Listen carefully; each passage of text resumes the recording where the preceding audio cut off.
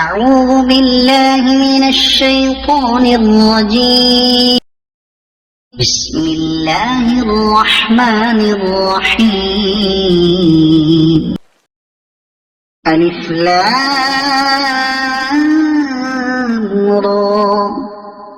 تلك آيات الكتاب المبين. إنا أنزلناه قرآنا عربيا لعلكم تعقلون. نحن نقص عليك أحسن القصص بما أوحينا إليك هذا القرآن وإن كنت من قبله لمن الغافلين. إني رأيت 11 كوكبا والشمس والقمر رأيتهم لي ساجدين. قال يا بني لا تقصص رؤياك على إخوتك فيكيدوا لك كيدا، إن الشيطان للإنسان عدو مبين. وكذلك يجتبيك ربك ويعلمك من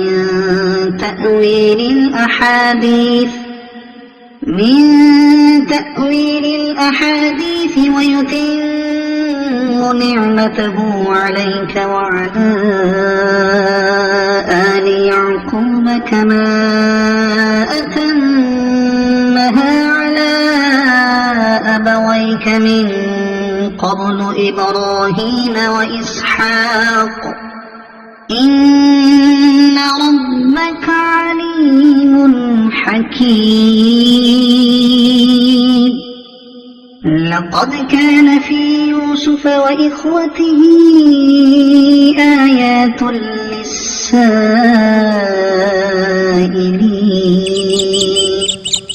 إذ قالوا ليوسف وأخوه أحب إلى أبينا منا ونحن عصبة إن أبانا لفي ضلال مبين. اقتلوا يوسف أو اطرحوه أرضا يخل لكم وجه أبيكم وتكونوا من بعده قوما صالحين. قال قائل منهم لا تقتلوا يوسف وألقوه في غيابة الجب يلتقطه بعض السيارة إن كنتم فاعلين. قالوا يا أبانا ما لك لا تأمنا على يوسف وإنا له لناصحون. أرسله معنا غدا يرتع ويلعب وإنا له لحافظون. قال إني ليحزنني أن تذهبوا به وأخاف أن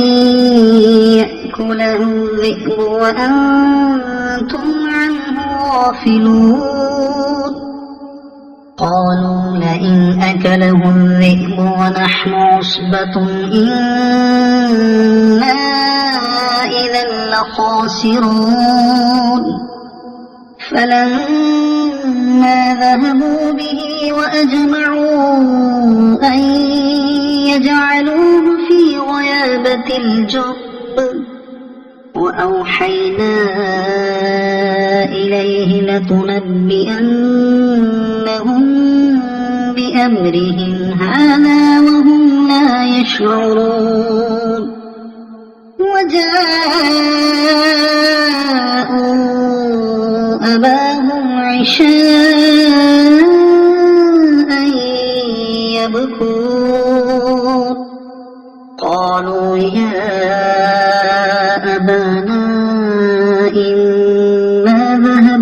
نستبق وتركنا يوسف عند متاعنا فأكله الذئب وما أنت بمؤمن لنا ولو كنا صادقين وجاءوا على قميصه بدم كذب قال بل سولت لكم أنفسكم أمرا فصبر جميل والله المستعان على ما تصفون وجاءت سيارة فأرسلوا واردهم فأدلى دلوه قال يا بشرى هذا غلام وأسروه بضاعة والله عليم بما يعملون وشروه بثمن بخس دراهم معدودة وكانوا فيه من الزاهدين وقال الذي اشتراه من مصر لامرأته أكرمي مثواه عسى أن ينفعنا أو نتخذه ولدا وكذلك مكنا ليوسف في الأرض ولنعلمه من تأويل الأحاديث والله غالب على أمره ولكن أكثر الناس لا يعلمون ولما بلغ أشده آتيناه حكما وعلما وكذلك نجزي المحسنين وراودته التي هو في بيتها عن نفسه وغلقت الأبواب وقالت هيت لك قال معاذ الله إنه ربي أحسن مثواي إنه لا يفلح الظالمون ولقد همت به وهم بها لولا أن رأى برهان ربه كذلك لنصرف عنه السوء والفحشاء إنه من عبادنا المخلصين واستبق الباب وقدت قميصه من دبر وألف يا سيدها لدى الباب قالت ما جزاء من أراد بأهلك سوءا إلا أن يسجن أو عذاب أليم قال هي راودتني عن نفسي وشهد شاهد من أهلها إن كان قميصه قد من قبل فصدقت وهو من الكاذبين وإن كان قميصه قد من دبر فكذبت وهو من الصادقين فلما رأى قميصه قد من دبر قال إنه من كيدكن إن كيدكن عظيم يوسف أعرض عن هذا واستغفري لذنبك إنك إنك كنت من الخاطئين وقال نسوة في المدينة امرأة العزيز تراود فتاها عن نفسه قد شغفها حبا إنا لنراها في ضلال مبين فلما سمعت بمكرهن أرسلت إليهن وأعتدت لهن متكئا وآتت كل واحدة منهن سكينا وقالت اخرج عليهن فلما رأينه أكبرنه وقطعن أيديهن وقلن حاش لله ما هذا بشرا إن هذا إلا ملك كريم قالت فذلكن الذي لمتنني فيه ولقد راودته عن نفسه فاستعصم ولئن لم يفعل ما آمره ليسجنن وليكونن من الصاغرين قال رب السجن أحب إلي مما يدعونني إليه وإلا تصرف عني كيدهن أصب إليهن وأكن من الجاهلين فاستجاب له ربه فصرف عنه كيدهن إنه هو السميع العليم ثم بدا لهم من بعد ما رأوا الآيات ليسجننه حتى حين ودخل معه السجن فتيان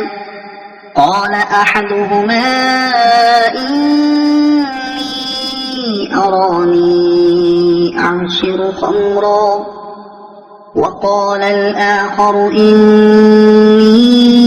أراني أحمل فوق رأسي خبزا تأكل الطير منه نبئنا بتأويله إنا نراك من المحسنين قال لا يأتيكما طعام ترزقانه إلا نبأتكما بتأويله قبل أن يأتيكما ذلكما مما علمني ربي إني تركت ملة قوم لا يؤمنون بالله وهم بالآخرة هم كافرون واتبعت ملة آبائي إبراهيم وإسحاق ويعقوب ما كان لنا أن نشرك بالله من شيء ذلك من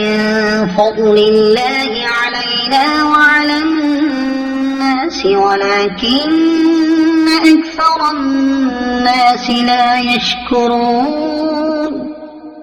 يا صاحبي السجن أأرباب متفرقون خير أم الله الواحد القهار ما تعبدون من دونه إلا أسماء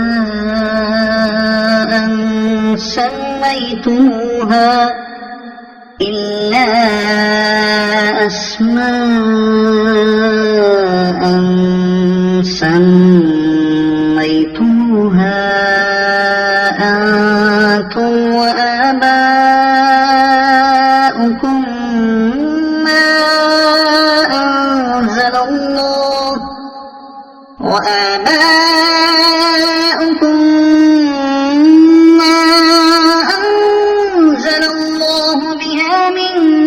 سلطان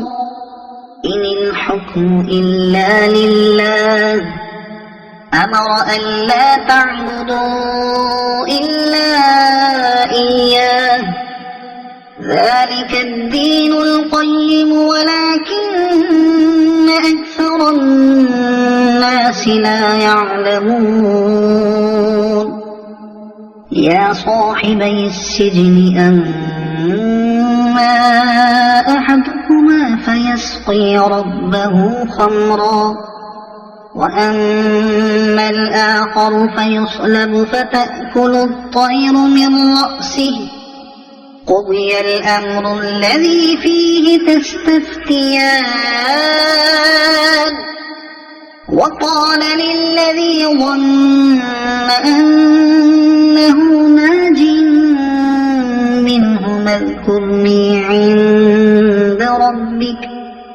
فأنساه الشيطان ذكر ربه فلبث في السجن بضع سنين وقال الملك إني أرى 7 بقرات سمان يأكلهن 7 عجاف و7 سنبلات خضر وأخر يابسات يا أيها الملأ أفتوني في رؤياي إن كنتم للرؤيا تعبرون قالوا أضغاث أحلام وما نحن بتأويل الأحلام بعالمين وقال الذي نجا منهما وادكر بعد أمة أنا أنبئكم بتأويله فأرسلون يوسف أيها الصديق أفتنا في 7 بقرات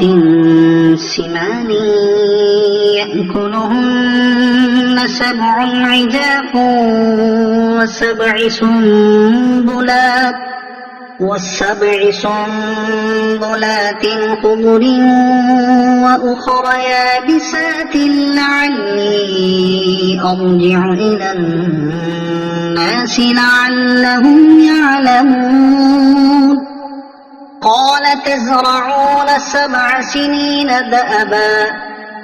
فما حصدتم فذروه في سنبله إلا قليلا مما تأكلون ثم يأتي من بعد ذلك 7 شداد يأكل ما قدمتم لهن إلا قليلا مما تحصنون ثم يأتي من بعد ذلك عام فيه يغاث الناس وفيه يعصرون وقال الملك ائتوني به فلما جاءه الرسول قال ارجع إلى ربك فاسأله ما بال النسوة اللاتي قطعن أيديهن إن ربي بكيدهن عليم قال ما خطبكن إذ راوتن يوسف عن نفسه قلنا حاش لله ما علمنا عليه من سوء قالت امرأة العزيز الآن حصحص الحق أنا راودته عن نفسه وإنه لمن الصادقين ذلك ليعلم أني لم أخنه بالغيب وأن الله لا يهدي كيد الخائنين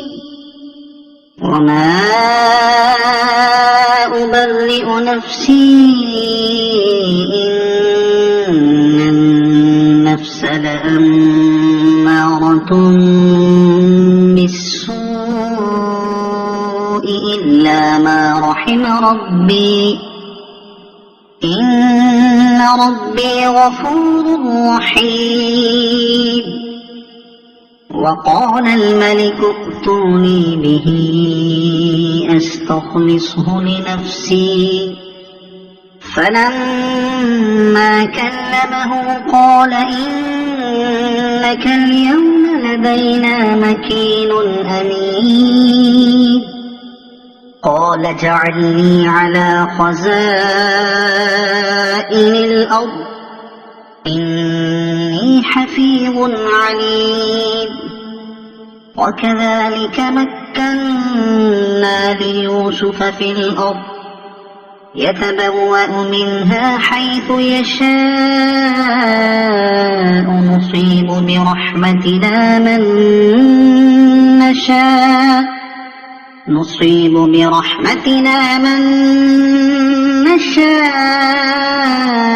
ولا نضيع أجر المحسنين ولأجر الآخرة خير للذين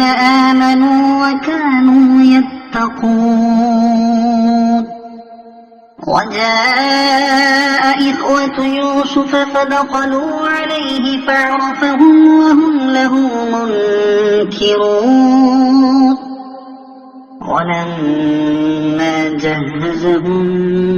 بجهازهم قال ائتوني بأخ لكم من أبيكم ألا ترون أني أوفي الكيل وأنا خير المنزلين فإن لم تأتوني به فلا كيل لكم عندي ولا تقربون قالوا سنراود عنه أباه وإنا لفاعلون وقال لفتيانه اجعلوا بضاعتهم في رحالهم لعلهم يعرفونها إذا انقلبوا إلى أهلهم لعلهم يرجعون فلما رجعوا إلى أبيهم قالوا يا أبانا منع منا الكيل فأرسل معنا أخانا نكتل وإنا له لحافظون قال هل آمنكم عليه إلا كما أمنتكم على أخيه من قبل فالله خير حافظا وهو أرحم الراحمين ولما فتحوا متاعهم وجدوا بضاعتهم ردت إليهم قالوا يا أبانا ما نبغي هذه بضاعتنا ردت إلينا ونمير أهلنا ونحفظ أخانا ونزداد كيل بعيد ذلك كيل يسير قال لن أرسله معكم حتى تؤتون موثقا من الله لتأتونني به إلا أن يحاط بكم فلما آتوه موثقهم قال الله على ما نقول وكيل وقال يا بني لا تدخلوا من باب واحد وادخلوا من أبواب متفرقة وما أغني عنكم من الله من شيء إن الحكم إلا لله عليه توكلت توكلت عليه فليتوكل المتوكلون ولما دخلوا من حيث أمرهم أبوهم ما كان يغني عنهم من الله من شيء إلا حاجة في نفس يعقوب قضاها وإنه لذو علم لما علمناه ولكن أكثر الناس لا يعلمون ولما دخلوا على يوسف آوى إليه أخاه قال إني أنا أخوك فلا تبتئس بما كانوا يعملون فلما جهزهم بجهازهم جعل السقاية في رحل أخيه ثم أذن مؤذن أيتها العير إنكم لسارقون قالوا وأقبلوا عليهم ماذا تفقدون قالوا نفقد صواع الملك ولمن جاء به حمل بعير وأنا به زعيم قالوا تالله لقد علمتم ما جئنا لنفسد في الأرض وما كنا سارقين قالوا فما جزاؤه إن كنتم كاذبين قالوا جزاؤه من وجد في رحله فهو جزاؤه كذلك نجزي الظالمين فبدأ بأوعيتهم قبل وعاء أخيه ثم استخرجها من وعاء أخيه كذلك كدنا ليوسف ما كان ليأخذ أخاه في دين الملك إلا أن يشاء الله نرفع درجات من نشاء وفوق كل ذي علم عليم قالوا إن يسرق فقد سرق أخ له من قبل فأسرها يوسف في نفسه ولم يبدها له قال أنتم شر مكانا والله أعلم بما تصفون قالوا يا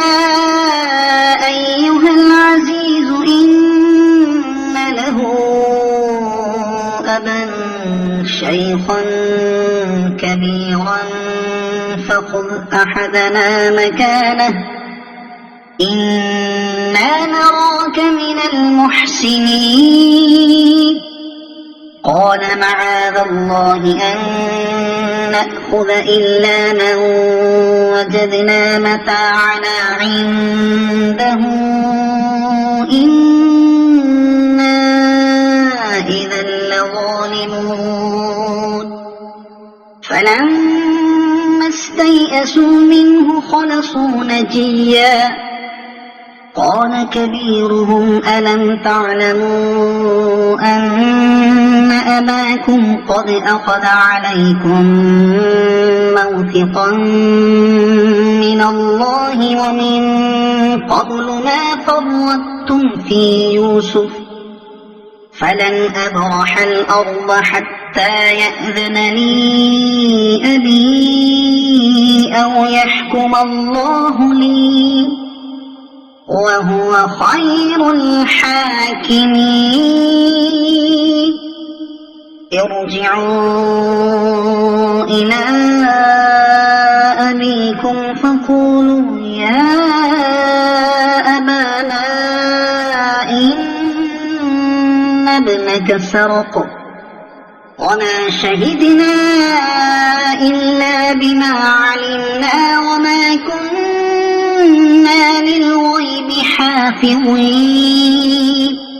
واسأل القرية التي كنا فيها والعير التي أقبلنا فيها وإنا لصادقون قال بل سولت لكم أنفسكم أمرا فصبر جميل عسى الله أن يأتيني بهم جميعا إنه هو العليم الحكيم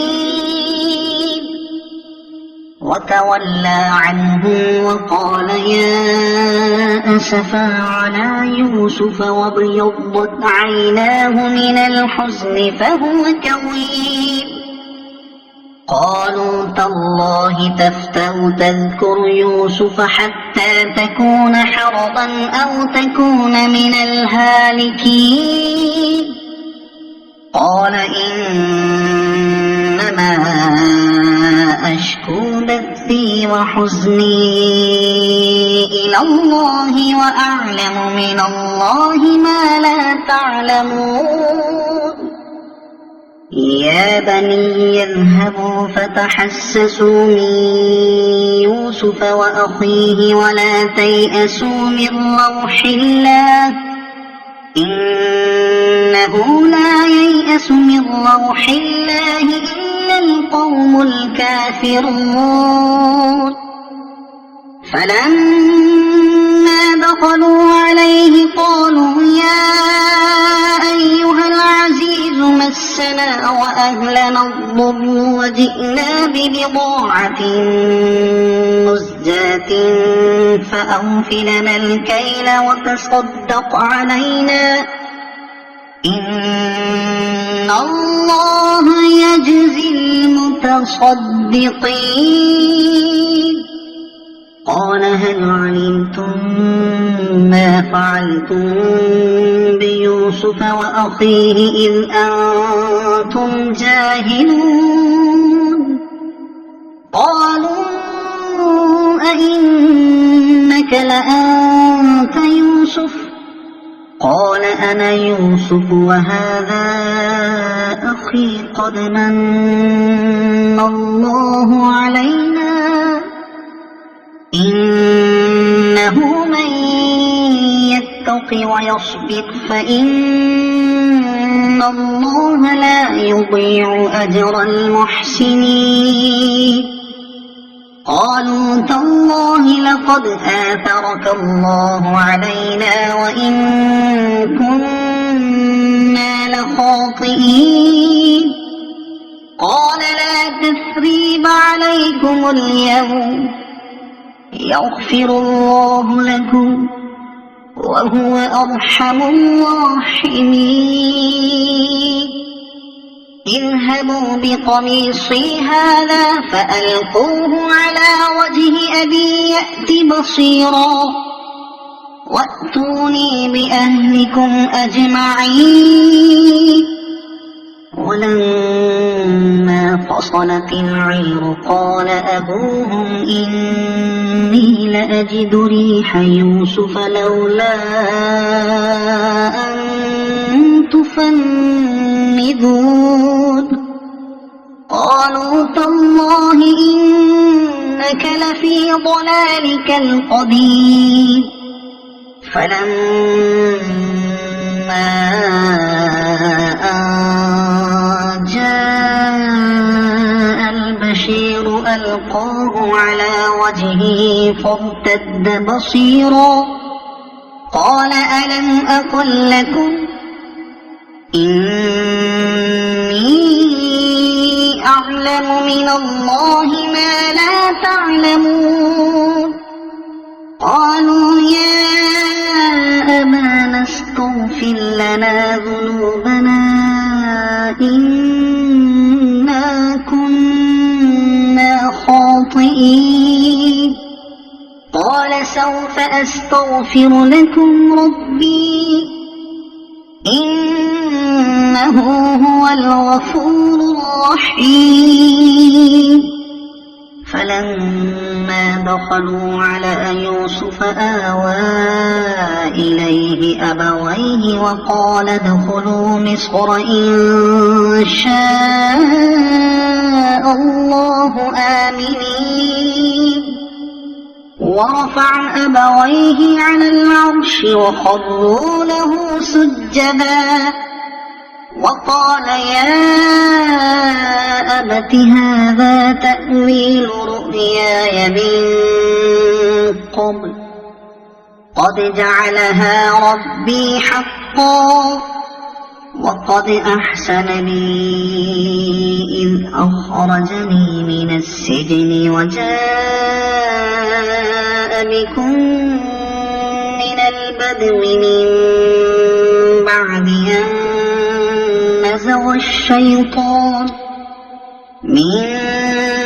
بعد أن نزغ الشيطان بيني وبين إخوتي إن ربي لطيف لما يشاء إنه هو العليم الحكيم رب قد آتيتني من الملك وعلمتني من تأويل الأحاديث فاطر السماوات والأرض أنت ولي في الدنيا والآخرة توفني مسلما وألحقني بالصالحين ذلك من أنباء الغيب نوحيه إليك وما كنت لديهم إذ أجمعوا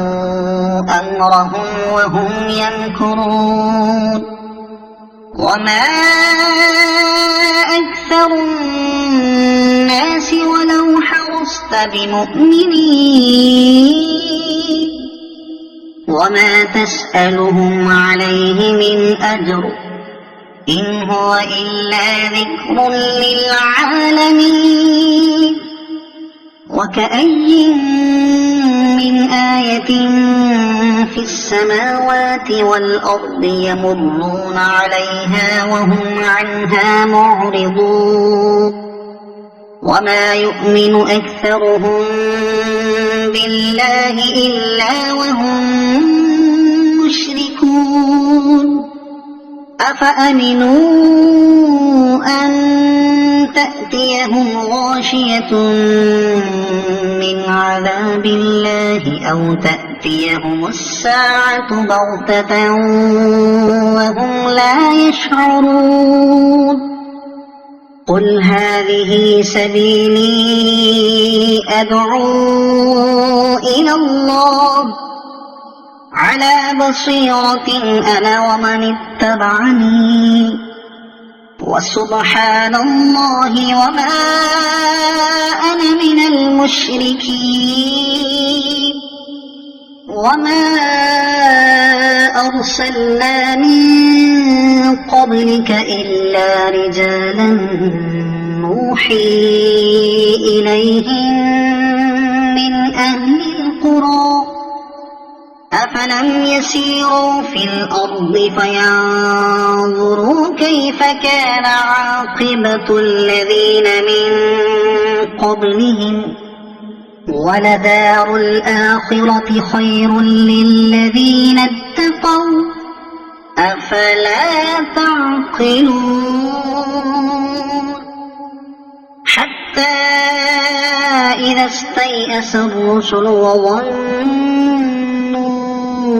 أنهم قد كذبوا جاءهم نصرنا فنجي من نشاء ولا يرد بأسنا عن القوم المجرمين لقد كان في قصصهم عبرة لأولي الألباب ما كان حديثا يفترى ولكن تصديق الذي بين يديه وتفصيل كل شيء وهدى ورحمة لقوم يؤمنون صدق الله العظيم.